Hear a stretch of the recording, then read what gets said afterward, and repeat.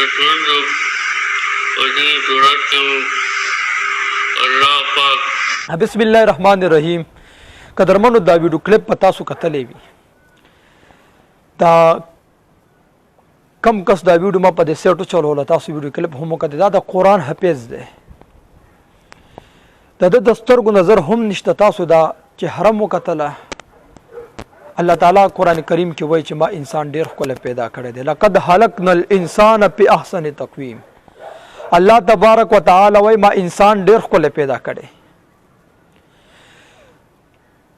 د شخص قرآن مجید یاد کړی، دا د قرآن مجید حافظ دی. د قرآن کریم ته په خپل اړه کې ځای ورکړی دی. هغه کتاب چې په محمد رسول الله صلی الله علیه وسلم مبارک نازل شوی، چې د قرآن حفظ ډیر ګران دی. د قرآن کریم حفظ ډیر ګران دی. دا قرآن په سینه کې ځای کول ډیر ګران دی. ټوله شپه به ناست یو آیات یو رکوع به یادې. د دود نوجوان نظرم نشته د سترګو، دا په سترګو معذوره دی،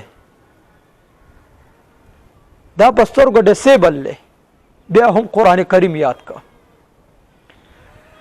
یاره چې ډیر زیات غریبانان دي، د دوی والد صاحب هم وفات شوی دی، دا د امور ده.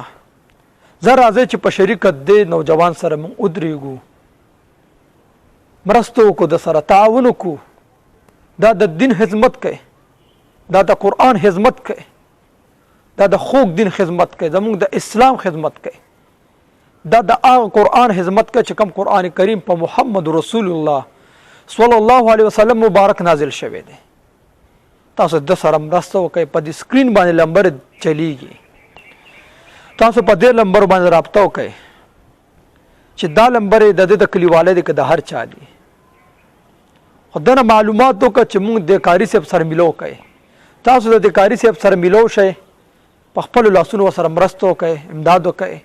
ولې چې دا د خوږ دین خدمت کوي، دا په سترګو معذورم دی، دا قرآن کریم خدمت کوي، د څه کار روزګار نه دی، کار کولی نشي.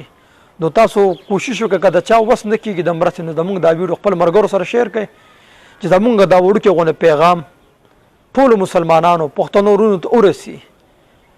خو زموږ د یوټیوب چینل ضرور ابراهیم وفا آفیشل سبسکرایب کړئ.